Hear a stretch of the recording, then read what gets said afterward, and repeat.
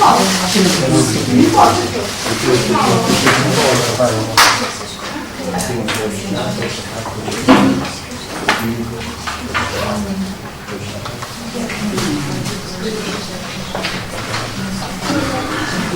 tarde a todos. Vamos então dar continuidade à nossa sessão, aos nossos trabalhos, e vou começar por apresentar o nosso primeiro palestrante desta tarde, o Dr. Fernando Bento, que é natural de Porto Alegre, licenciado na Universidade Católica Portuguesa, é professor do ensino secundário em diversas escolas alentejanas. No ano 2012 apresentou os projetos de atividade de reforço educativo e enriquecimento curricular, o Recreio Filosófico, uma escola de alegria para crianças do primeiro ciclo do ensino secundário no 7º encontro Aprender no Alentejo, na Universidade de Évora, e de filosofia para séniores à Universidade Sénior, na sua pessoa, do professor Bravo Nico. Em 2013, realizou o curso de formação para professores em Filosofia para Ninhos, na Universidade Autónoma de Madrid, e fez parte da comissão organizadora das primeiras Jornadas Internacionais de Filosofia para Crianças. Em 2014, ainda numa fase embrionária, está a constituir a primeira escola-rede de filosofia para crianças da Universidade de Évora, Comunidade Recreativa de Investigação Filosófica, o CRIF, que se espera concluída e ativa em 2015. Está a preparar a segunda Jornada Internacional de Filosofia para Crianças, que se realizará em setembro, e para além do trabalho, neste momento em curso de escrita da sua tese de doutoramento, tem realizado várias comunicações em seminários, jornadas, colóquios nacionais, nomeadamente explorando algumas temáticas da filosofia para crianças. E por isso também é já a segunda vez que nos encontramos nestes eventos de filosofia para crianças da Universidade dos Açores, e o Fernando já veio cá à Ponta Delgada e agora veio ao gradualismo cá para nós estarmos bem entregue à cidade, património. Eu vou-me retirar e vou dar a palavra ao Fernando. Boa tarde. Obrigado por esta apresentação e um agradecimento grande a vós e os professores que conheci há 2 anos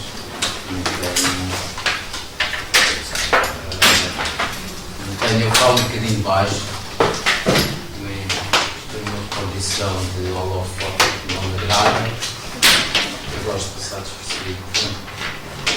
Muito obrigado por terem aceito a minha proposta de educação. Não vou usar um PowerPoint, vou tentar ler pausadamente, de forma a me compreender. Vocês ouvem lá algum. O meu texto centra-se na questão de diálogo, na questão de cuidado e no apelo à generosidade.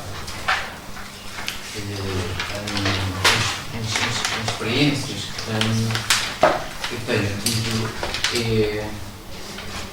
a virtude mais evidenciada nestes encontros de filosofia para crianças.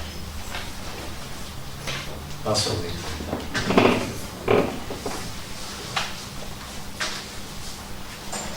Cito.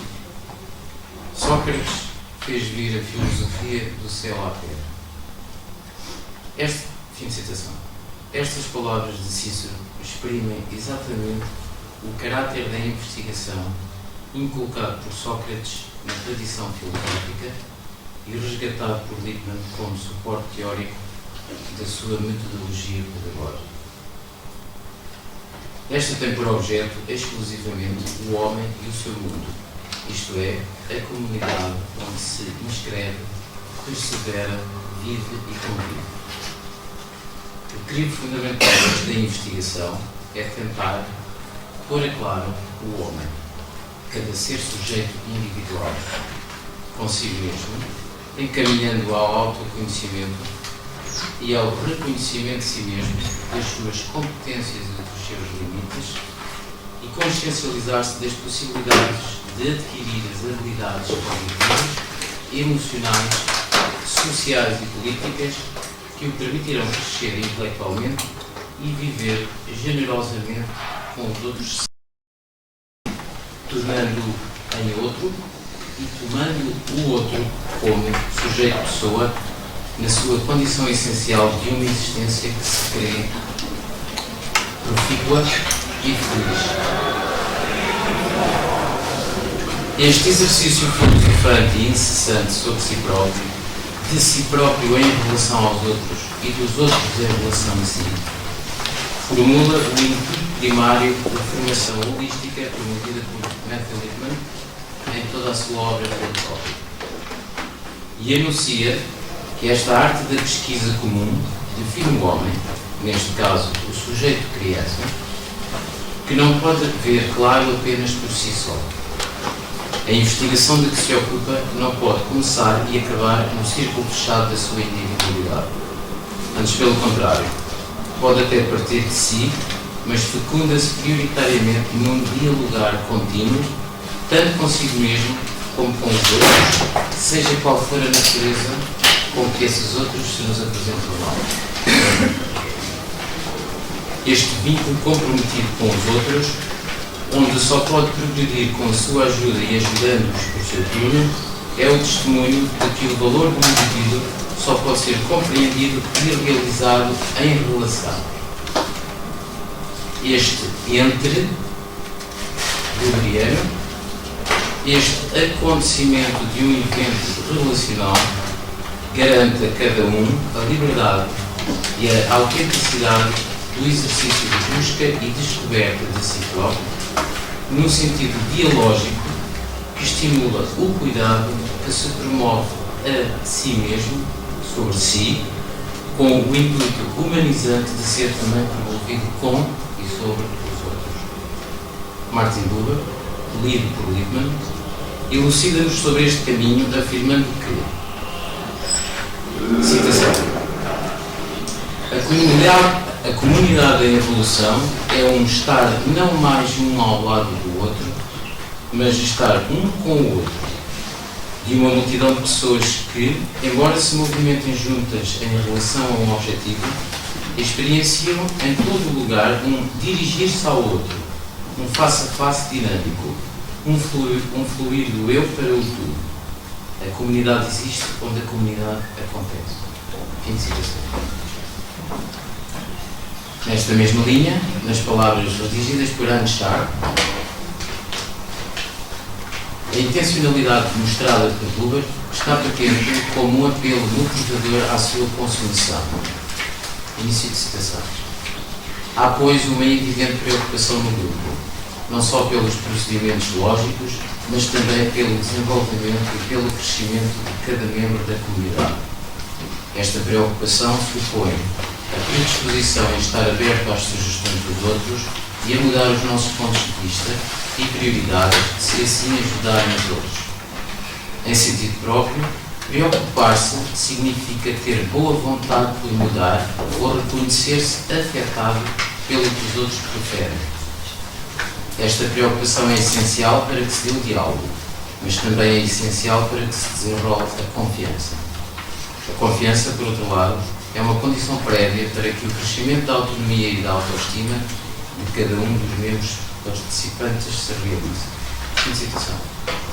Este apelo não significa que se renuncie à própria identidade e ao direito de pensar-se por si mesmo autonomamente, e antes, pelo contrário, significa participar numa comunidade de investigação e poder dispor de um espelho onde estão refletidos os nossos argumentos, que nos permitirá evitar cair no erro de nos equivocarmos sobre opiniões injustificadas, sem fundamento ou insuficientes, saindo mais fortes e mais seguros das nossas ideias, convicções ou posições.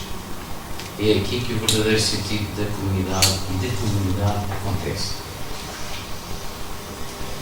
Sem descurar o imaginário poético infantil que subsidia o desenvolvimento integral do sujeito-criança, este espaço biológico confere um sentido de comunicação sobre esse papel de integridade, identidade e autoria não individualista da criança consigo mesma, em disciplina, por forma a tornar-se crítica sobre o seu pensar e proativo no seu devir, sujeito, criança, pessoa, no jogo educativo em limite.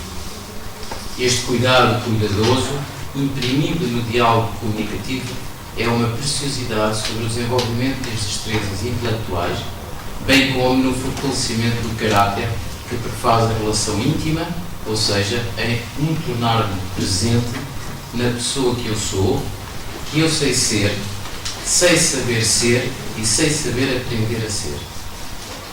Na mesma linha, Georges Senider, filósofo francês, contemporâneo, marxista, aponta estas valências intracomunicativa e intercomunicativa como atos de extrema importância. No seu livro Alunos Felizes, de 1996, afirma, citação, parece que ordinariamente a criança vive a comunicação como coisa evidente e garantida. Ela sente que há um terreno comum entre os seres, uma coexistência pacífica. A proximidade leva mesmo à indivisão, a vida alheia, e a sua participam da mesma história. Em seguida, ocorre a descoberta da distância entre os seres, a pluralidade das perspectivas, muros, cisões, solidão, mas como compensação capital, cada um terá um ponto de vista original. Fim de citação. Porém, aquilo que parece irremediavelmente um fosso dentro desta dinâmica não o é. Senider, nesta obra, cita Merleau-Ponty e acrescenta que, citação, não se pode mais separar absolutamente os papéis. Amar é viver pelo menos em intenção à vida do outro. O amor tira de mim mesmo e institui uma mistura de mim e do outro. Essa confiante comunicação com o outro, em harmonia com o sentimento da vida em particular, não é impossível e constitui um claro exemplo da unidade progressiva de uma vida humana. Retomando Buber, este, em Lippmann, reconhece nesta autoformação afetuosa, enquanto núcleo essencial da atividade educadora, a suposta na relação biológica, a própria essência humana. Nela se encontra não só a orientação para a realização da conduta moral, mas também a possibilidade de pensar a singularidade do vivido que se expressa como realização e satisfação na praxis existencial. É possível reconhecer as diversas situações face às quais o sujeito criança deve posicionar-se, situações em que se evidencia a necessária alteridade e o exercício da cidadania, com propósitos de aceitação, como ele é e como poderá vir a ser. Podemos assim afirmar que o que justifica e torna indispensável a atitude dialógica do diálogo é a necessidade que temos de reconstrução permanente de uma comunidade altruísta, radicada no bem-estar, desafiando a extensão da comunidade aos mecanismos da vida. Destes, advimos que algo nos apela para a compreensão da evolução natural da atitude altruísta, tomada no lugar do bem-estar, com o intuito de juntos conseguirmos atingir a suprema felicidade que tanto almejamos, essencial para quem busca um lugar seguro e confortável para aprender a ser, a pensar, a sentir, a viver e a conviver.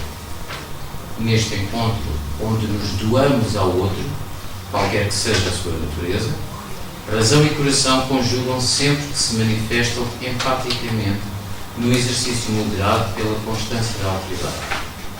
Esta autoconsciencialização de que naturalmente a todos confluímos e divergimos do mesmo centro nevrálgico vital e que todos temos uma missão que se coordena e coordena com a mesma de todos os demais, é o culminar de todo um sentido político que imprimimos à nossa vida desde a tenridade até à morte.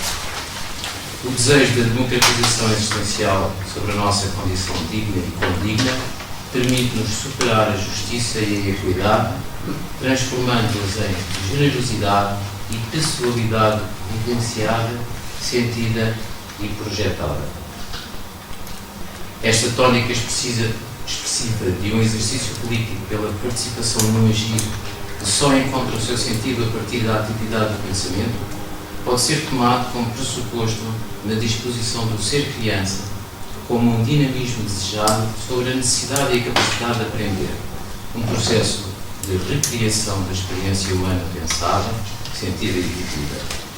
O próprio princípio de continuidade da vida humana que revela uma relação intrínseca entre o individual, o social e o educacional, pois sabemos que o indivíduo e a sociedade, ou melhor, a pessoa e a comunidade se educam mutuamente. Esta disposição educadora da comunidade de investigação é suportada por um cuidado cuidante que projeta a criança numa dimensão ética e política enraizada em valores humanos, suportados pela investigação cooperativa, garantindo a liberdade de expressão, a aceitação da diferença como instrumento de perspectiva, de alternativa divergente, a atenção e a escuta manifesta pelo outro que se quer ser presença, a experiência comunicada e emocionalmente constante. É na presença que o homem constrói o seu modo de ser, a sua existência, a sua história. Esta condição refere-se ao movimento de aproximação, ao dinamismo da exteriorização de uma demanda de operacionalização da sua essência desejante. No fundo, esta projeção conflui toda a potencialidade humana que pode ser desenvolvida e encorajada pelo próprio ambiente educacional que rege a atividade de investigação e a que damos o nome de diálogo humanizante, pois permite situar a aprendizagem formativa do homem a partir do compromisso com o mundo no qual vive. Esta força motriz do pensamento investigativo e de instância deliberativa libera-nos e nutre-nos de amor por aproximação e por reciprocidade. É a especificidade dialógica do diálogo que confere ao sujeito criança, pessoa, a abertura imediata ao outro, de uma forma espontânea e autêntica da relação, na escolha e na afirmação dele, não como um objeto, mas sempre como mais um sujeito. Esta generosidade, este dar-se voando-se, sem pretensões ou preconceito, acompanhada pela coragem de manifestar o que em bondade se revela ser, estende neste encontro humanizante de expressão de cuidado numa dupla condição: cuidadosa consigo mesma e cuidante para com o outro, acalentando o mais legítimo direito de viver, assegurando a vida e a existência de todos os seres que connosco coabitam neste território universal que é o planeta. Este respeito incondicional funciona como um ímpeto potencializado pela experiência compartilhada, pelo bem de cuidado cuidante daquilo que para nós é interessante e desejável, positivamente em ato relacional. Ligado a este ponto, um dos fundamentos desta evolução, progresso, do programa metodológico de Lippmann, mais que a simpatia, é a empatia, estado referente à capacidade de se colocar no lugar do outro, reintegrando um possível clima de confiança e segurança de uma humanidade que aspira à criação e recriação permanentes em cada sujeito, em cada criança, aliando-se do facto de expurgar o próximo, de sentir-se parte do todo, que é a comunidade que em si mesma lhe confere valor, respeito, tolerância e afinidade. Assim, cria Lippmann que, pragmaticamente, se aproximarão milhares de humanos de cosmovisões distintas numa celebração de vidas esclarecidas e merecedoras.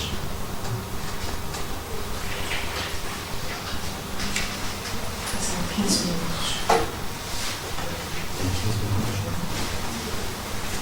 Resultante desta disposição empática, tanto o que se cuida a si mesmo como o que cuida o outro, surge uma espécie de segundo nascimento, face à experiência vivenciada, radicada no interesse desejado e desejante, devido à provocação necessária sobre as novas inquietações acerca da amplitude das suas mundividências, culminando no encontro dialógico que servirá de impulso recreativo para a preservação de uma tentativa de internalização, por forma a projetar a assimilação interiormente e inteiramente daquilo que com os outros aprendemos em relação, a ressignificar a nossa experiência, corrigindo-nos dos possíveis equívocos e esclarecendo as nossas ações éticas, políticas e sociais.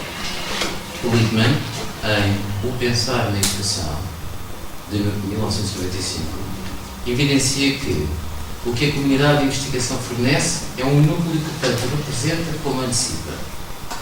Fim de citação. Ou seja, está bem patente a intenção que o próprio grupo representa um tipo de sociedade cooperativa como uma projeção de uma possível sociedade que é uma comunidade de comunidades, dentro de comunidades.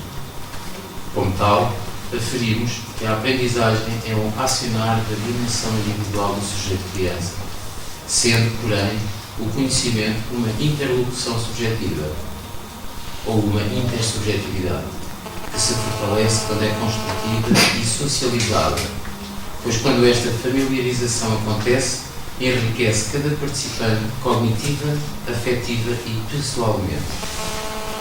Lippmann define este estado como citação, aquisição de um comportamento característico da boa cidadania, considerar o bem da sociedade juntamente com o seu próprio bem pessoal.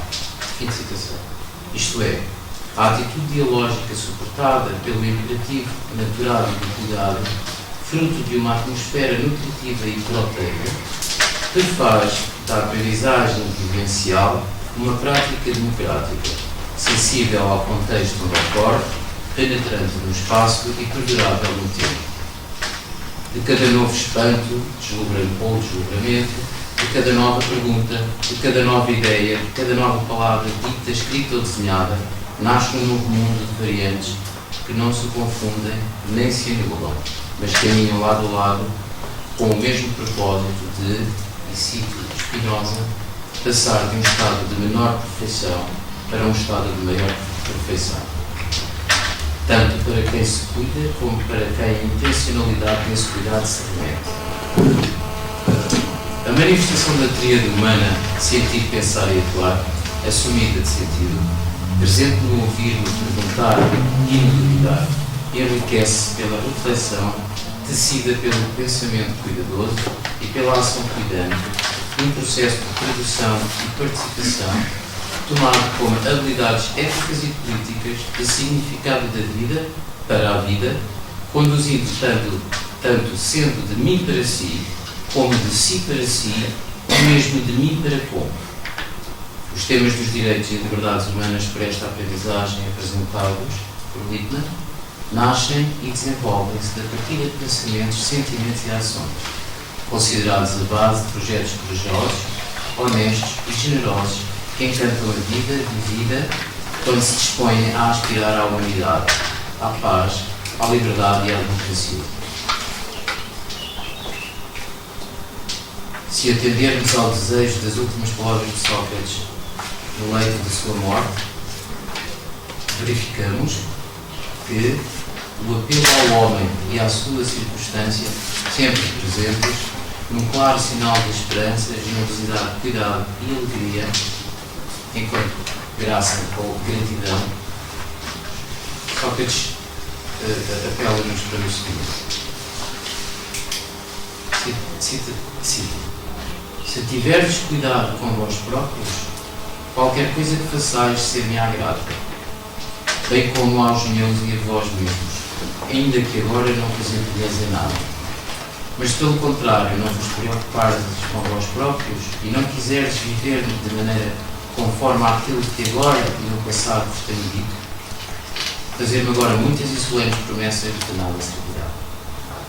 Portanto, Lippmann apela para que sejamos dialogicamente dialogantes, cuidadosos e cuidantes, generosos e humanizantes, e pensemos com rigor e vigor, com coragem e doçura, por forma a convivermos sob atitudes educadoras e democráticas, autênticas e genuínas, com o intuito de desenvolvermos juntos, ética e politicamente, o significado existencial que nos dignifica enquanto pessoas que somos, sendo promovido pelo desejante sentido de ser sujeito e o preferível bem-estar comum, caracterizando-lhe uma sociedade mais perfeita, regida por um pensar mais útil, mais eficaz, mais complexo, ou seja, de ordem superior.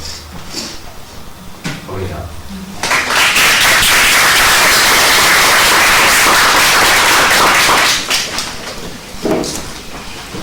Eu sugeria que nós antecipássemos as perguntas para o fim, depois das três comunicações serem apresentadas, e convidava a doutora Raquel para subir ao palco.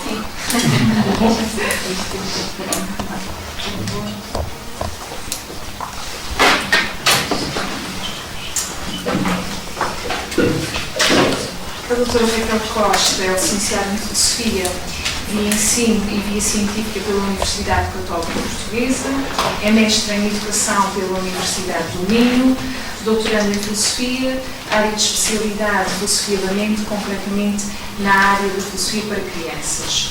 Docente do ensino secundário durante vários anos das disciplinas de Filosofia, Psicologia, Direito e Sociologia, docente em vários cursos profissionais ao nível do ensino secundário, docente e formadora em diferentes cursos de Educação e Formação de Adultos, nomeadamente as disciplinas de Cidadania e Profissionalidade, Literatura, Língua e Comunicação.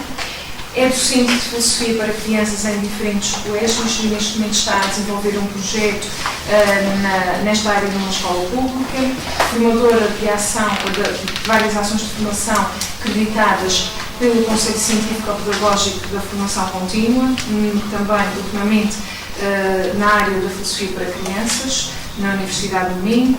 Pertence atualmente ao Departamento de Filosofia do Instituto de Letras e Ciências Humanas da Universidade do Minho, onde leciona, sobretudo, no segundo ciclo.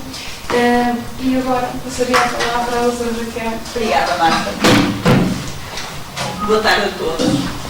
Em primeiro lugar, queria agradecer à Marta um agradecimento muito especial, porque sinto que foi recebida numa família, foi muito bem recebida, quer pela Gabriela, pela Berta, mas em especial pela Magda, que eu tenho mais contacto, é com a Magda, que foi a Magda que teve o trabalho de me reservar o quarto, de estar sempre preocupada se tinha chegado, se estava atrasada, se estava bem, e por isso um agradecimento muito especial à Magda.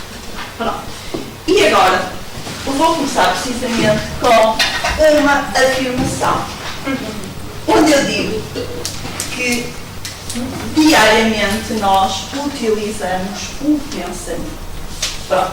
E a partir desta afirmação vou levantar uma questão que eu vou procurar depois a resposta no fim de toda a minha apresentação, porque é para eu ver se realmente perceberam alguma coisa do que eu estive aqui a falar. E a questão que eu vou levantar é: o pensamento é importante? E depois vamos ter dois elos de resposta: o sim e o não. E quer uma, quer outra, vamos ter que justificar o porquê. Pronto. Como podem ver, o título da minha comunicação é precisamente aprender a pensar em comunidade. Ou melhor, cuidar do crescer, trabalhando o pensar a partir da filosofia para crianças. Ora, vou começar primeiramente por vos explicitar de que forma é que eu vou desenvolver a minha apresentação. E primeiramente vou começar por explicitar o que é isto do pensamento, o que é isto do pensar e por que é tão importante nós pensarmos. E vou começar precisamente por analisar duas perspectivas. A perspectiva de Dewey e a perspectiva de Lippmann, que em muitos aspectos andam precisamente de mãos dadas. Pronto. Depois, no segundo ponto, vou tentar esclarecer por que razão é que o ato de pensar está muito centrado na área da filosofia e qual é que será o papel que a filosofia pode desenvolver precisamente no ato de pensar. E aí sim vou introduzir precisamente a área da filosofia para crianças. Ora, vou começar por ler, que é uma parte mais teórica, e depois vou começar por explicitar o que é que eu estou a fazer, o que é que eu estou a desenvolver, etc, etc, etc.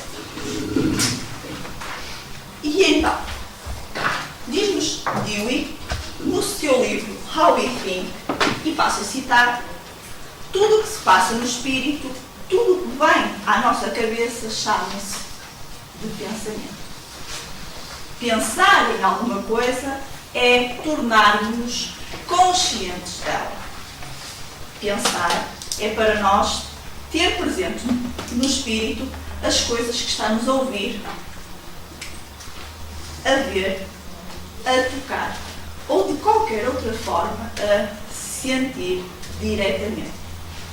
Limita-se a palavra pensamento às convicções que se apoiam numa espécie de prova ou testemunho. Isto está na página 1, depois, se quiserem, passo-vos a bibliografia do livro de John Dewey, How We Think. E diz-nos ele ainda, na primeira e na segunda página do seu livro, que aconselho vivamente a leitura, que subsistem dois géneros de pensamento. Por um lado, podemos concordar ou expelir uma opinião, não realizando qualquer esforço para averiguarmos a firmeza do que estamos a declarar. Por outro lado, essas opiniões podem ser previamente estudadas para apurarmos se podem fundamentar a opinião do que estamos a tratar. Este exame às opiniões é o que Dewey chama de pensamento reflexivo. E para ele, apenas este tem valor educativo. Recordo que isto estava presente nas páginas 1 e 2 do livro de Dewey. O pensamento reflexivo faz um estudo continuado e prudente de toda a crença ou género duvidoso de saberes, ou seja, faz um exame aos argumentos e às conclusões a que se chega. Para sustentarmos uma crença através de argumentos credíveis, é necessário um esforço consciente e voluntário. Para Dewey, na reflexão, existe, por um lado, um estado de perplexidade, de indecisão, de incerteza ou de dúvida. Mas, por outro lado, há atos de investigação, tendo sempre como objetivo encontrar outros factos ou provas que ajudem a comprovar ou a arruinar a certeza que tínhamos incutido. A reflexão empenha-se em encontrar dados que dissipem a nossa ou as nossas dúvidas. A necessidade de solução da dúvida é o fator básico e orientador em todo o mecanismo da reflexão. O problema a resolver determina o objetivo do pensamento e este objetivo orienta o processo do ato de pensar. Para Dewey, ele encara a palavra pensamento segundo 4 perspectivas. A primeira, o pensar ao acaso. O segundo, o ato de pensar, limita-se a tudo aquilo que transpõe a observação direta. O terceiro, o pensar leva-nos à certeza. E o quarto, o pensar, no seu sentido grandioso, pressupõe a análise das bases de dados e das certezas. Refiro que, novamente, que isto está presente na obra How We Think, na página 2 à página 5. E vou começar precisamente por explicitar sucintamente cada uma destas fases. E então diz-nos Dewey que o pensar ao acaso é tudo aquilo que nos vem à cabeça. São pensamentos sem qualquer relevância, sem frequência lógica e desguarnecidos de certezas. É uma lembrança vulgar ou uma sensação, momentânea. São ideias esporádicas e incoerentes. Para Dewey, isto não tem qualquer sentido, uma vez que o pensamento reflexivo tem de ter sequência lógica, não sendo simplesmente uma sequência de ideias. Dewey dá um exemplo e passa a citar. Um homem com fama de inteligente, desejando uma nomeação definitiva para um certo cargo municipal em Inglaterra, dirigiu-se às pessoas que estavam perto, dizendo: parece que os senhores não me acham competente, pois olha, vivo sempre a pensar em alguma coisa. O pensamento reflexivo parece aqui ser apenas ideias causais, não mais que uma sucessão de ideias, mas não basta pensar em alguma coisa casualmente. E isto está presente na página 2 do mesmo livro. Passo agora para o segundo ponto, que nos diz que o ato de pensar limita-se ao que transpõe a observação direta. E diz-nos Dewey, em algumas ocasiões, utilizamos a palavra pensamento ao que não é diretamente recebido e compreendido pelos nossos sentidos. Ou seja, aquilo que não vemos, que não ouvimos, que não tocamos. Daí dizemos, por vezes, não vi, mas penso que foi assim que ocorreu. O penso assinala a parte não observada, idealizada, somente. Terceiro ponto. O pensar leva-nos à certeza. Algumas certezas são aceitas sem averiguarmos as suas bases e outras são por ter sido efetuada uma investigação. Ora, para Dewey, tais pensamentos desenvolvem-se inconscientemente, não se percebendo se a certeza é aceitável. Para ele, é no quarto ponto que o pensar, no seu sentido mais grandioso, vai existir, precisamente porque pressupõe a análise das bases e dos efeitos das certezas. Aqui dá-se a investigação consciente da natureza das condições e dos alicerces da certeza, da crença. Dewey, no livro How We Think, refere que, e passo a citar novamente, esta função, por efeito da qual uma coisa significa ou indica outra, levando-nos assim a examinar até que ponto uma coisa pode ser considerada garantia para acreditarmos em outras, é o fator central de todo o ato de pensar reflexivo ou nitidamente intelectual. Fim de citação, que está presente que na página 6. Acrescenta ainda Dewey, e volto a citar novamente, o pensamento confere aos objetos e fenómenos físicos uma significação, um valor muito diverso dos que possuem para um ser que não raciocina. Fim de citação, que está presente na página 16. Ressalvo que tudo isto são traduções minhas, visto que isto era um livro que estava em inglês. E continuo novamente a citar Dewey. Cotidianamente, temos todos a necessidade constante de interpretar certos factos não observados diretamente por nós, não pelo desejo de aumentar a nossa quantidade de conhecimentos, mas sim porque esses factos têm importância para os nossos interesses. Fim de citação, e está presente na página 18. É fulcral que tenhamos um enorme cuidado com a inteligência, com a nossa capacidade de pensar, com o intuito de a conduzirmos corretamente na investigação do conhecimento e nos juízos que produzimos. Só a regulação metódica das conjunturas em que as análises são realizadas e a prática de um grande rigor de interpretação das propostas podem ser garantias de ser errónea cada crença e de que outra esteja certa. Por conseguinte, a educação do sujeito deve não só precavê-lo das possibilidades de engano do seu próprio pensamento, causado pelo impulso, pela impaciência, pela altivez e pela eleição das coisas que têm enquanto o seu próprio interesse, como deve que também afastar e demolir os preconceitos adquiridos, ensinando a pensar bem e enaltecendo a importância do pensamento, do questionamento, da reflexão na vida de cada um de nós.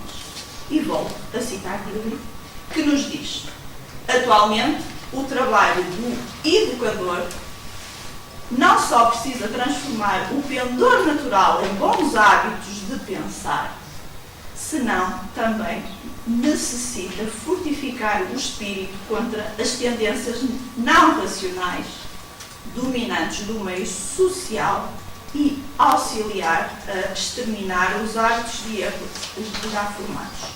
E isto está presente na página 26. E continuo a citar Dewey. O educador tem a missão de implementar profundos hábitos eficientes que permitam distinguir as opiniões provadas das meras afirmações, conjecturas ou hipóteses.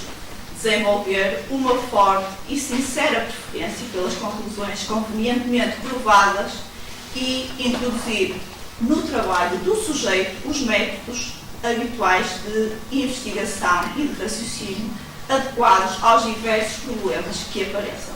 Fim de citação, aqui isto está presente aqui na página 27 e da página 28 da mesma obra. Pensar é importante. É precisamente através disso que, partindo dos factos conhecidos, chegamos a outros factos não conhecidos ainda diretamente. E diz-nos Dewey: o ato de pensar subentende a sugestão de uma conclusão que deseja ser aceita e também indagação ou investigação para comprovar o valor dessa sugestão antes que a aceitação seja definitiva. Isto implica alinhar um certo lastro de experiências e de factos dos quais procede a sugestão, a linha B, prontidão, maleabilidade e fertilidade das sugestões e, por último, a linha C, ordem e conexão conveniente no que é sugerido. Fim de citação, que está presente no mesmo livro de Dewey, na página 30.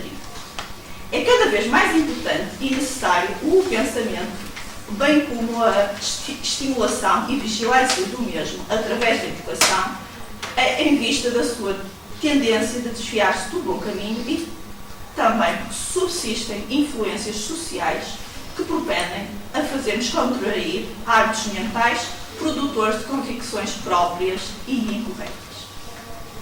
Lippmann realça também a importância do pensar bem, do aprender a pensar. Para Lippmann, refere ele no seu livro Thinking in Education, pensar bem é pensar de maneira precisa, consistente e coerente. É pensar de modo ampliativo, imaginativo e criativo. E isto está presente precisamente nas páginas 2 e 3. O pensar bem, o pensamento de ordem superior, é conceitualmente rico, estruturado, ordenado e investigativo.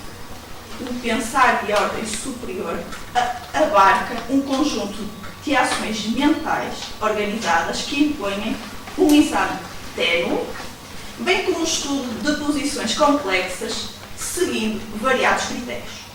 O pensar de ordem superior requer empenho e depende da autorregulação, diz-nos Lippmann.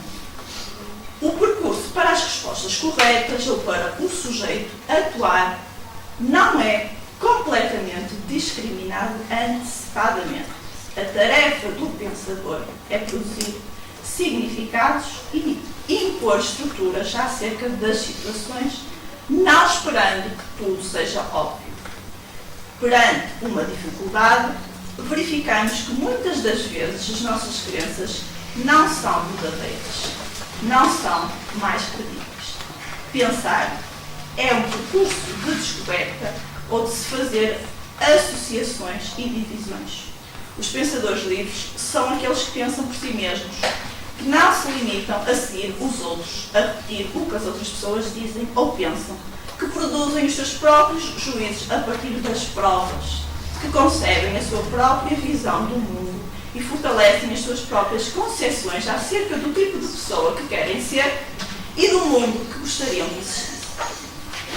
Lippmann defende, e passa a citar, que devemos ser um pensador crítico, independente, enquanto um tipo de macho cognitivo autossuficiente, protegido por um guarda-sol de argumentos insuperavelmente poderosos. E isto está presente aqui na página 19 do mesmo livro. O que Lippmann sugere é um arquétipo de pensar bem reflexivo, totalmente social e comunitário. O intuito é articular as diferenças causadas por desentendimentos na comunidade e desenvolver argumentos para sustentar as exigências anteriores para, por meio da deliberação, obter um maior entendimento, o que permitirá, assim, uma apreciação mais objetiva. Lippmann arbitra que o decurso educativo deve ajudar-nos a produzir melhores julgamentos com o intuito de que possamos transformar as nossas vidas de forma mais ponderada, sensata e criteriosa. Ora, o Lippmann, também ele agrupa precisamente as aptidões do pensamento ou as habilidades cognitivas, depende muito da obra que nós estamos a consultar, porque há obras que falam nas habilidades cognitivas, há outras obras que falam nas aptidões do pensamento. Em quatro grupos, desculpa. A aptidão de raciocinar, a aptidão de questionar e pesquisar, a aptidão de formar conceitos e a aptidão de tradução.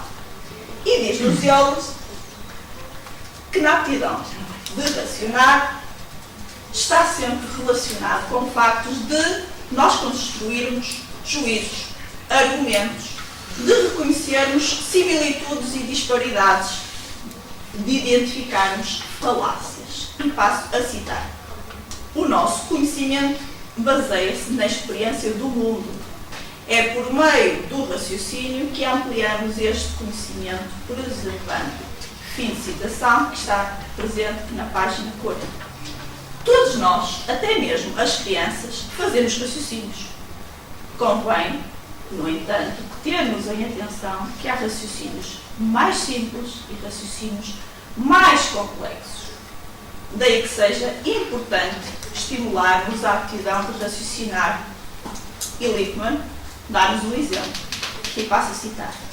A utilização de inferências bem fundamentadas, a apresentação de razões convincentes, a revelação de suposições latentes, a determinação de classificações e definições defensáveis e a organização de explicações, bem como a descrição e argumentos coerentes, são disso sinónimo.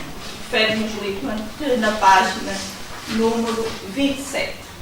Passo para a segunda aptidão, que é a aptidão de questionar e pesquisar, e ele diz-nos que isso tem tudo a ver com a investigação, com a análise, com o facto de levantarmos hipóteses, de averiguarmos, de comprovarmos.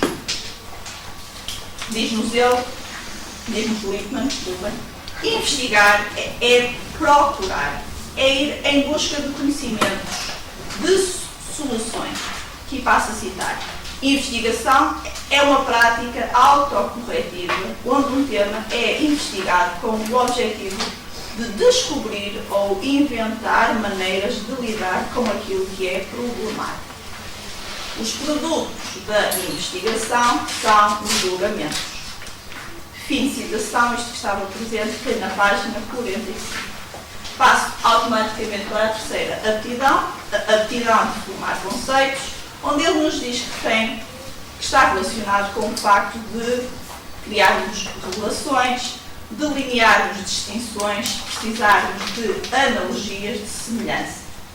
E diz-nos ele, passo a citar, os conceitos são os veículos do pensamento, entidades através das quais o pensamento se realiza. E isto que estava presente na página 42. Continuo a citar Lippmann.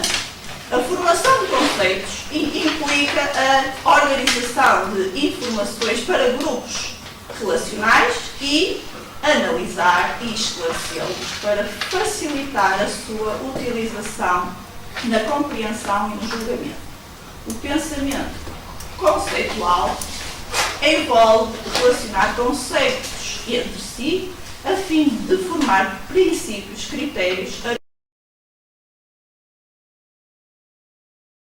Na página 45. Por último, temos a aptidão de tradução, que Lippmann diz-nos que tem a ver com a importância de ouvirmos os outros, de sermos empáticos, de aceitarmos a diferença, de respeitar os outros, de dialogar. Diz-nos Lippmann, traduzir é conseguir preservar o significado de algo, seja através de diferentes palavras ou por outras formas de expressão. Para Lippmann, um ser humano, quer se trate de um adulto ou de uma criança, é capaz de efetuar diferentes processos de pensamento ao mesmo tempo. E diz-nos ele na sua obra, que passo a citar. Enquanto conduzimos um automóvel no meio do trânsito, podemos tentar lembrar-nos se desligarmos o fogão, imaginando ainda a confusão que nos espera no escritório e pensando ainda acerca daquilo que a filha nos disse quando foi para a escola, juntamente com o desempenho de inúmeros outros atos mentais e pequenas atividades que utilizam o raciocínio. Diz-nos Lippmann na página 29. E ele levanta então a questão. Mas por que há uma necessidade de educarmos e de estimularmos o pensamento? Temos de ter presente que o pensamento é a possibilidade de um movimento voluntário e intencional. O pensamento é a única forma de nos distanciarmos de movimentos, ações irrefletidas, impulsivas ou habituais. Um ser humano privado do pensar move-se somente pelo impulso dos instintos ou dos desejos provocados pelas conjunturas externas ou pelo organismo. O sujeito não presume o fim com que atua, não tem consciência do que faz, daí a pertinência de ensinarmos a pensar bem. Havendo pensamento, o ser pensante pode atuar tendo em conta o que está ausente e o que é o futuro. É em virtude da significação imputada às coisas é que se fazem antevisões, deliberações e significações. É através do pensamento que o ser humano perfectibiliza, concilia sinais artificiais para assinalar previamente os resultados dos seus atos e os modos de consegui-los ou impedi-los. Na nossa vida cotidiana, deparamos com situações que nem sabemos bem o que pensar e como solucionar os problemas que as mesmas nos levantam. Constantemente surgem-nos perguntas para as quais não sabemos as respostas. Atualmente, parece denotar-se na nossa sociedade alguma alienação quanto ao pensar, ao refletir, ao criticar, ao argumentar, ao fundamentar os nossos argumentos ou ideais. Parece que o conhecimento adquirido pelas crianças ou pelos alunos é sustentado de maneira quase totalmente acrítica e o pouco sobre o qual refletem é feito de forma quase privada da sua imaginação. Crianças como estas não se transformarão nos cidadãos reflexivos que a sociedade precisa e que uma democracia exige, como tampouco poderão pretender a eficiência e o respeito a si mesmo. O mundo está em permanente mudança, cheio de expectativas, dúvidas e perturbações. No entanto, na época contemporânea, parece que vivemos profundos momentos de resignação acerca dos conceitos do mundo, do homem, da verdade, acerca de tudo aquilo que nos rodeia e de nós mesmos. Neste mundo, discute-se a importância cada vez mais óbvia da filosofia. Para que serve a filosofia? Esta questão não tem respostas claras. Mas ao fazermos esta questão, já estamos a pensar que talvez já estejamos a fazer filosofia. Segundo a Unesco, na sua obra Philosophy, a School of Freedom, a filosofia promove a democracia, acarreta benefícios para a sociedade, contribui para a paz e para o progresso. A Unesco refere que a filosofia e o ensino da filosofia são um dos pilares da educação de competência e de qualidade para todos. A filosofia tem sido encarada como importante, uma vez que poderá proporcionar um pensar mais questionador, reflexivo, crítico, criativo e sensível às circunstâncias. Hoje em dia questiona-se até se a filosofia se deve limitar aos adultos ou se a mesma se também deverá tornar acessível às crianças. A Unesco dá resposta a esta questão, invocando a fortificação do ensino da filosofia no mundo através do desenvolvimento e da extensão de atividades com crianças. O ímpeto pela descoberta é o Fundo da Filosofia para Crianças, criado e desenvolvido por Mette Glickman. A Unesco, numa mensagem sobre o Dia Mundial da Filosofia, em 2011, referia que pretendia movimentar a comunidade das ciências humanas como um todo para ativar o apetite pela filosofia desde a mais tenra idade. Inserir na sociedade atual uma promessa educativa filosófica, uma educação para o pensar que ultrapasse os conteúdos programáticos e que dê aos alunos desde a mais tenra idade a possibilidade de refletir acerca do mundo circundante é algo essencial e uma polémica muito presente. Urge que desde tenra idade se insetem trilhos para a prática efetiva da meditação, da deliberação, da reflexão, da crítica, que estou a terminar. Se ensina as crianças a pensar, aprendendo as mesmas a viver em comunidade, sem se diluírem no todo e conservando a sua própria identidade e interdependência. O intuito de reunir e aliar as crianças ao método filosófico é precisamente o de as ensinar e ajudar a pensar de forma mais refletida, particular, livre e imparcial, incutindo-lhes o hábito de refletir, procurando transformar o seu pensar e o seu próprio ser. As crianças que refletem conseguem expelir bons juízos e estão aptas a efetuar boas apreciações ou julgamentos.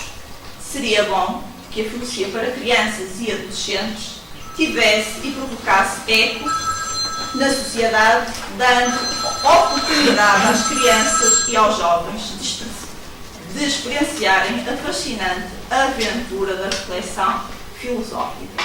Criar crianças e jovens a fazer filosofia, mais do que execuível, é aconselhável e até indispensável. Propósito: formar futuros cidadãos com pensamentos livres e consciência social. Glickman, criador do programa Philosophy for Children, traduzido para português Filosofia para Crianças, pretendia, através da filosofia para crianças, ativar a sua capacidade de pensar, de problematizar, de reconhecer e de conceber pontos de vista através de uma maior pesquisa e de composição de argumentos e do desenvolvimento da capacidade imaginativa.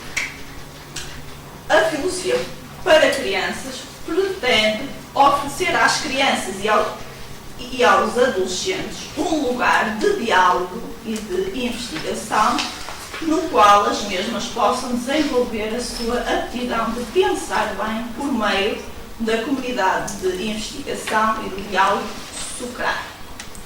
Denotamos no nosso dia-a-dia que as crianças questionam-se constantemente, praticam a sua essência investigativa. A criança tem de espantar-se, tem de aprender a conceber e a engendrar novos sentidos e significados, uma vez que o universo onde coabitarmos tem cada vez mais enigmas e por isso mesmo precisamos cada vez mais de pensar, de aprender a pensar bem, não só naquilo que é, mas que deveria ser.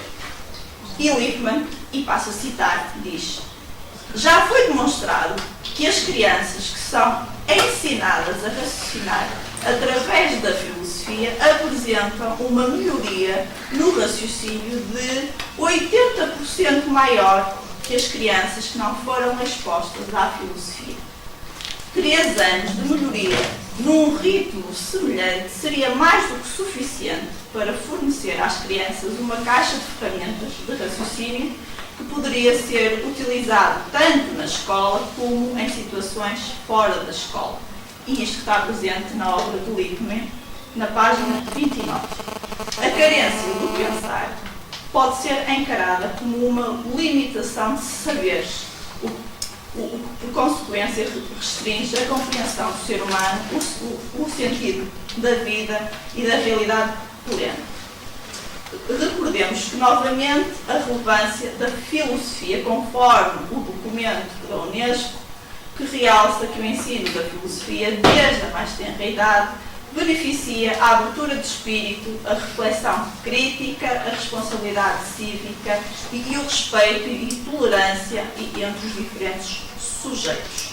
A Unesco chama a atenção que a educação filosófica fomenta mentes libertas e reflexivas, coopera na formação de cidadãos críticos, conscientes e responsáveis. A Unesco considera que a filosofia para crianças pode fazer uma diferença fundamental para melhorarmos a educação, contribuindo para a abertura de espírito, de reflexão crítica e pensamento independente. O grande repto deste novo século parece habitar na eleição de novos meios que eficassem a atividade cognitiva, o fortalecimento de estratégias de solução de conflitos de maneira maleável, crítica, produtiva e criativa. Enaltece, deste modo, a relevância cada vez mais notória de um dinamismo reflexivo de constituição filosófica desde a mais tenra idade, baseado no espanto, irá fortalecer a aptidão argumentativa e comunicativa, auxiliará os indivíduos a solucionarem os seus problemas, tendo por base a formação de cidadãos mais equitativos, mais interdependentes, solidários, seres humanos mais humanizáveis. Eu precisava de mais que 5 minutos, não posso, Marta? A Marta que é... Posso? 5 Sim, porque é só para... Pronto. E agora, tal como vos tinha falado, vou apresentar um pequeno projeto que eu estou a desenvolver no âmbito da minha tese de doutoramento. E o que eu estou a trabalhar é precisamente esta parte do aprender a pensar. E estou precisamente, neste momento, a implementar um projeto de filosofia para crianças numa escola pública do distrito de Braga, em 5 turmas, que vão precisamente desde o 3º ao 6º ano de escolaridade. E o que eu fiz, precisamente, no fim deste ano, uma vez que já acompanho estas turmas há 1 ano, e vou acompanhá-las por mais 2 anos, que será precisamente um trabalho contínuo, e um dos principais objetivos do meu trabalho é precisamente avaliarmos o real impacto que as sessões de filosofia têm nas nossas crianças. De que forma é que as sessões de filosofia para crianças vão ajudar as crianças a argumentar melhor, a pensar melhor. E o que eu fiz precisamente no fim destas sessões foi repassar-vos um pequeno questionário e vou-vos só dar um exemplo de 3 questões que eu coloquei precisamente às crianças desde o 3º ano ao 6º ano, e uma das questões era: o que é a filosofia, como é que a filosofia desenvolve o nosso pensamento e o que aprendeste que nas sessões de filosofia para crianças. E vou-vos dar algumas das respostas precisamente sobre o que eles nos dizem que é a filosofia. E diz-nos a Bruna, de 9 anos, que a filosofia é um modo de ver melhor as coisas, ajuda-nos a compreender tudo o que existe no mundo, é muito essencial para as crianças. Ou a Rita, que nos diz: a filosofia é uma forma fácil de chegar ao conhecimento, como por exemplo, uma abelha tem de chegar à colmeia e a borboleta tem de chegar às flores. Ou o Tiago: a filosofia é o amiguinho que nos ajuda a pensar melhor e a ter mais conhecimentos. Ou o Daniel, que nos diz: a filosofia são perguntas que dão origem a respostas e depois obtemos mais conhecimento através disso, parecido com um comboio de várias carruagens. E já termino, Marta. Diz-nos ainda: a filosofia ajuda-nos a perguntar e a responder melhor e serve para exercitar o nosso pensamento. E a Margarida, de 9 anos, porque eu adorei esta, que era esta, não era? Joana? A filosofia é como ideias a borbulhar numa panela de pressão, é pensar. Reparem que isto era uma criança de 9 anos. E depois a Inês, que nos diz: na filosofia discutimos, fazemos perguntas, respondemos, temos que pensar por nós e dar a nossa opinião. E vou avançar, que senão a Marta daqui a nada despacha-me. Pronto. E agora vou-vos só dar aqui uma amostra do que eles responderam à questão: como é que a filosofia desenvolve o nosso pensamento. E diz-nos a Bruna, de 9 anos: desenvolve o nosso pensamento fazendo perguntas, muitas, e assim faz-nos pensar mais. A filosofia desenvolve o nosso pensamento porque nós pensamos nas questões que levantamos ou que nos propõem. A filosofia desenvolve o nosso pensamento porque pensamos muito e fazemos mais perguntas. A filosofia desenvolve o nosso pensamento através das perguntas, das respostas e do diálogo. E para terminar, vou já à última, que nos diz, onde a questão era: o que aprendeste nas sessões de filosofia para crianças? E eles dizem-nos: aprendi a ouvir as opiniões dos outros, tive mais conhecimentos e aprendi a discutir as questões. Diz-nos a Bruna com 9 anos. Aprendi que primeiro surge o espanto, depois a dúvida, as perguntas, as respostas e depois o conhecimento. Diz-nos a Margarida com 10 anos. Aprendi a respeitar os outros e eles a respeitarem-me a mim. Eu aprendi que uma palavra vai dar a muitas questões. Aprendi que devemos pensar mais e melhor nas coisas. E vou-vos ler, porque a seguir tem aqui uma muito engraçada. Aprendi que algumas coisas são mais complicadas do que parecem. Aprendi formas como lidar com os problemas. Aprendi a ser eu próprio com os outros. Aprendi como viver em comunidade e que o que pensamos muitas vezes que é, não é. E por último, aprendi que é importante pensarmos antes de falarmos ou fazermos algo. Pronto. E para terminar, depois tinha aqui uma série de sessões, mas que já não tenho tempo. Vou só aqui apresentar um congresso que vai ter lugar precisamente, que não Universidade do Minho, no dia 6 e 7 de dezembro, de novembro, onde vai estar presente a Gabriela, a Berta, a Magda, a Joana, a Carolina e muitos outros conferencistas, entre eles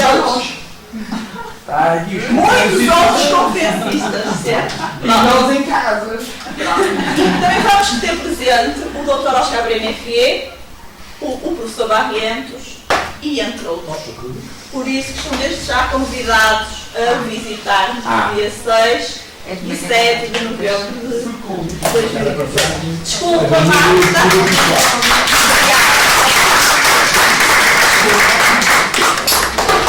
E não disse tudo.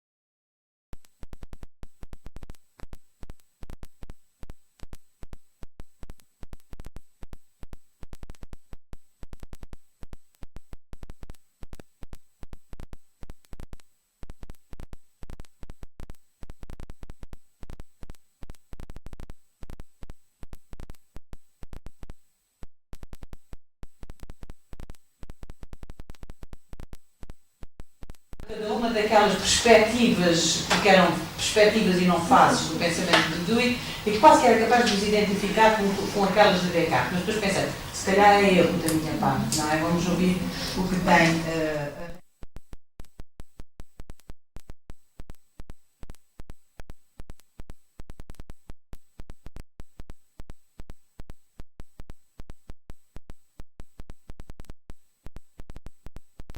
que eu estou dizendo, gostaria de ouvir. Dentro da perspectiva de Dewey. Dentro da perspectiva de Dewey, ou seja, na sua opinião, se acha que Dewey está muito influenciado por Descartes, porque foi isto que me pareceu. Depois, tenho aqui uma questão que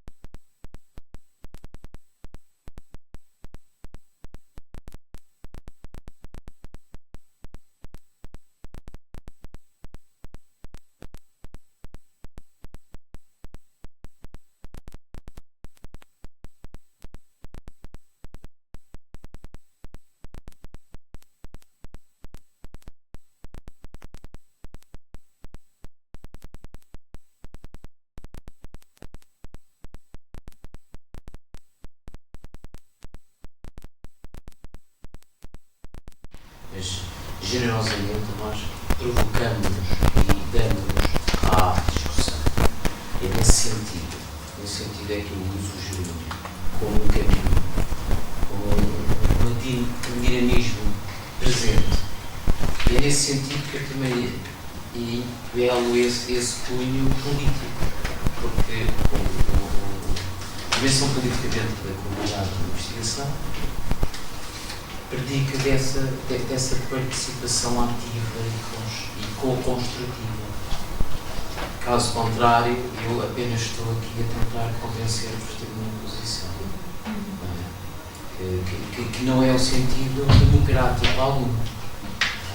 E aí podemos estar a ter atenção a qualquer debate político onde eu não escuto o que o outro me diz. Eu, por simplesmente, estou à espera que ele se calme para eu apresentar a minha proposta. E tentar ser o mais floreado possível, por forma a induzir-vos, a jogar com o vosso equívoco para vos tornar mais fracos e para vos convencer. Portanto, é neste jogo, é neste caminhando que eu imprimo então estas duas dimensões que se conjugam. Eu creio que Lippmann é impossível dissociar a ética e a política. Eles caminham de mãos dadas. Só nesse sentido é que nós... impossível. É impossível. Impossível, eu já estava aflita. Mãos dadas. Por isso é que Eu assustava agora. Por isso é que eu devia ter escrito, porque eu, quando falo em sujeito, criança, eu junto dois conceitos através do indicador. Ou nesta dimensão de sujeito, criança, pessoa, com dois hífenes. Sim. Porque é um conjunto. Nós, quando caminhamos, quando crescemos e quando pensamos, e agora tomo o que a Joana falou de manhã, em que eu tenho que agir mediante aquilo que penso, para ser coerente e congruente.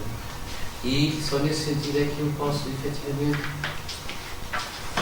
participar e estar numa comunidade ideológica de investigação maravilhosamente dominada por essa. Então, eu concordo que é impossível sairmos daí. Podemos, acho que eu falei isto, a hora do almoço, ou foi alguém, ou foi a máquina, já não me recordo, porque ando maravilhado com esta situação, como há 2 anos, e realmente sinto-me mais politizante. Não sei se existe, mas eu gosto deste jogo, porque não há nada, não é um círculo fechado, é uma espiral de pós-aliano, em que nós estamos constantemente, é uma espiral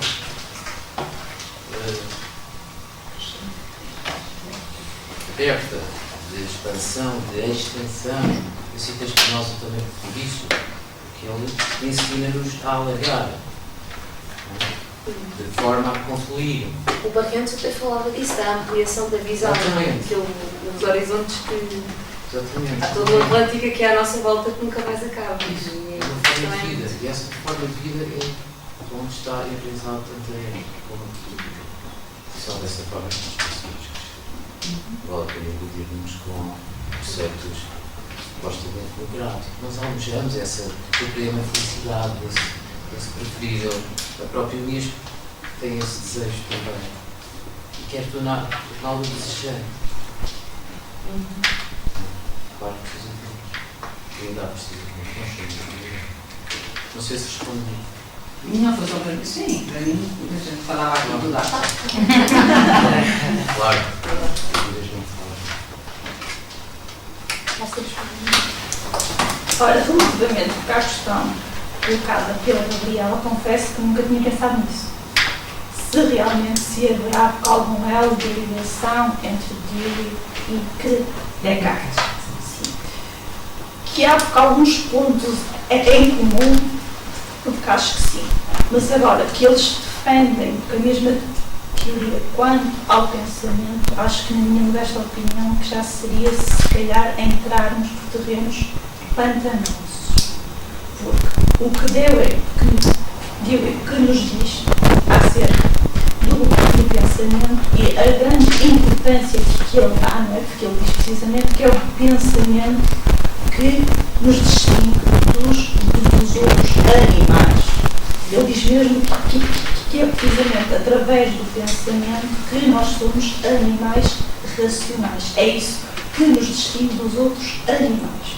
Precisamente através do pensamento, da capacidade de pensar, de deliberar, de refletir. Ambos, quer Descartes, quer Dewey, dizem precisamente que o pensamento é uma certeza, não é? Descartes diz-nos: se penso, logo existe, é uma das primeiras grandes certezas a que eles chegam, não é? Precisamente que o código é o assunto, mas, na minha opinião, Gabriela, porque ali a Dina poderá me ajudar, porque ela sim que é uma especialista no Dewey, eu ainda estou uma mera aprendiz. Então já vou ajudar. Pessoalmente, Vamos conversar, que isso é que é importante. Diz lá, que é que Eu nunca me teria ocorrido também. Se calhar com a descrição talvez tenha dado a sensação. A única explicação que posso dar é que o Dewey era um crente no método científico. E o que acontece é que o método científico é inspirado muito no quadro cartesiano, e portanto faz algum sentido fazer isso. Mas claro que, coitado do Dewey, acho que se atirava da janela abaixo se suspeitasse que pudesse ser lido como um cartesiano. não quero matar o Dewey. Mas a razão é porque o discurso cartesiano implica um dualismo em imensas instâncias e o Dewey tentou imenso lutar contra isso. Já agora só a coisa mais interessante é que o Dewey que achava que o conhecimento não devia ser o centro da atenção filosófica e, estranhamente, a vida dele, uma grande parte, foi dedicada a isso. E quem estuda a obra dele pensa, mas ele demorou um monte de tempo a ir para o importante. E, portanto, talvez, não sei, foi preso pela sua própria herança, não é? Mas ele, de facto, a herança é hegeliana e, portanto, quer dizer, embora o Husserl também. É engraçado, não é? Eles vão todos trocar é Descartes, né? Descartes, Kant, Husserl, vão por aí fora, não é? Sim, mas eu acho que, pronto, por isso é que ou seja, há alguns elos, não é? Mas que são autores completamente dispas. assim, ou seja, o processo deles pode ser diferente. As raízes podem encontrar-se algumas. Há ali alguns elos, mas para mim estão em condições. É mais fácil dizer que o Husserl é cartesiano do que dizer que o Dewey é cartesiano, Sim, desse ponto de vista, não é? Sim, Claro. O próprio Husserl aceita essa herança, não é? sim. Mas há essa ligação ao método científico, não é? Mas, por exemplo, o conceito de experiência que tu estudaste no Dewey não tem nada a ver com o conceito de experiência cartesiano. Pois não. Pois E não. num e no outro são conceitos de experiência que estão muito ligados ao conceito de racionalidade de cada um deles. Sim. E a racionalidade em Dewey parece-me que é uma racionalidade, é um conceito de racionalidade bastante mais amplo, aberto do que em Descartes. Do que Descartes. Mas Sim. alguns elos, mas Amplo porque ele recusa dualismo. Exato. Só que estão sempre do ponto de vista. Isto agora já está um bocado. Há Vamos a pensar. É um bocado naivo ao mesmo tempo. Quer dizer, a racionalidade continua a ser uma percepção muito naiva da racionalidade, não é? No sentido em que ainda se acredita muito neste valor da razão, não é? E eu gosto de pensar que se o Dewey, por exemplo, estivesse aqui nesta sala e vivenciasse a prática da filosofia para crianças, se calhar ia refazer algumas das suas crenças relativamente ao poder do diálogo. Não sei. Essa já não tenho bem a certeza, mas ele ainda é um bocado naivo desse ponto de vista, mas isso faz sentido porque o próprio desenvolvimento científico era a marca dele e ainda não tinha mostrado como um dia descobrem isto, daqui a 10 anos vão dizer ao contrário. A credibilidade da ciência ainda não estava. Ainda era muito invisível e segura. Sim. obrigada, Dina. Não, obrigada. Obrigada, acho que foi bom. Agora sou eu. Mas é uma boa questão. É uma boa questão para investigar. Eu posso responder? Do que eu percebi, li que nesta versão de 2007, que se calhar, que eu não sei se já terá sofrido algumas alterações, do que eu percebi é que ele diz que aquilo que se repete, que muitas vezes pode ser considerado um hábito. Pronto. E depois que muitas vezes esses hábitos que nós temos tornam-se em certezas. Pronto. E depois, o que ele nos diz é que precisamente através do pensamento reflexivo, que ele diz que para ele que ele tem maior valor educativo, o que ele nos diz é que muitos desses hábitos, muitas dessas certezas podem deixar de existir precisamente fruto da reflexão que fazemos desse mesmo hábito, dessa mesma certeza que temos. E eu interpretei assim. Faz sentido. É isso, não é? Eu interpretei assim. Não sei se respondi à tua questão. Sim, mas é boa esta coisa do hábito. É. Bom. Perguntas-me porquê é que não acontece? Porquê é que não acontece o sentido democrático da nossa ação? É isso? Sim, repara, nós estamos aqui, somos uns lutadores. Entre nós, eu sou também naivo, faço parte desse clube também, e eu acredito que nós somos naturalmente bons. Nós somos naturalmente bons, faz parte da nossa essência. Eu acho que não. Por isso nos relacionamos e não procuramos ali a resultar. Nós não procuramos, ou podemos procurar às vezes, num sentido de consolo ou de conforto. Porém, a nossa natureza é ela política, de relação, de aproximação. Ora, isso depende de nós. Claro que eu aqui sinto-me bem e promovo esse bem-estar. Porquê? Porque nós aceitamos uns aos outros. Não existe aqui, parece que não há barreiras.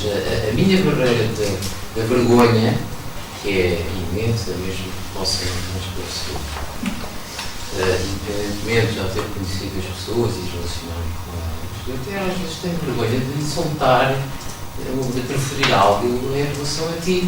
Sim. Não é? Por causa daquela conversa, de seres maior ou de teres já uma maior perfeição que eu. Mas também, pelo facto de acreditar que somos todos perfeitos, não somos imperfeitos, isso torna-nos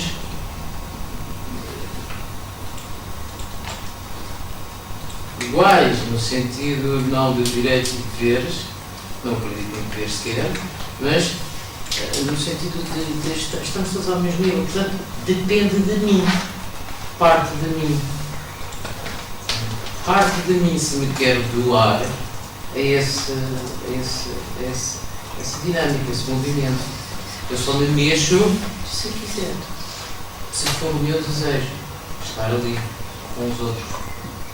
E o nosso desejo, e nós sabemos qual é, porque vivemos nesta sociedade capitalista, ou chamem, deem o efeito que quiserem, nós sabemos que não agimos por nós e pelos outros. Agimos sempre por nós e para nós.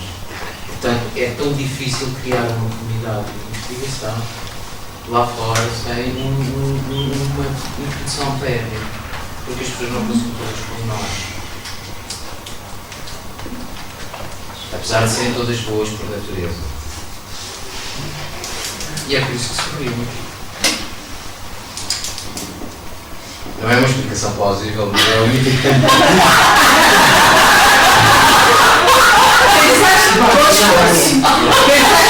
Disseste, foi exato.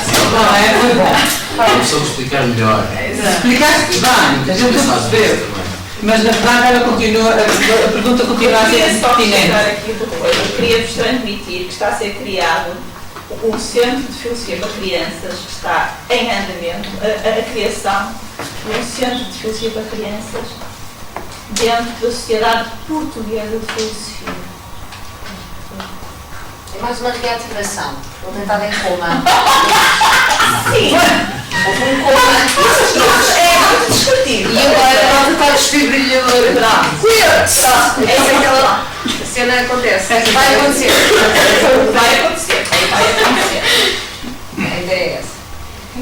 Eu acho, posso só dizer uma coisa? Sim, só uma. Só uma. E fiz uma coisa muito feia. Primeiro comecei a falar e depois é que pus o dedo no ar. Eu era meio logo, eu sou humana. Pronto.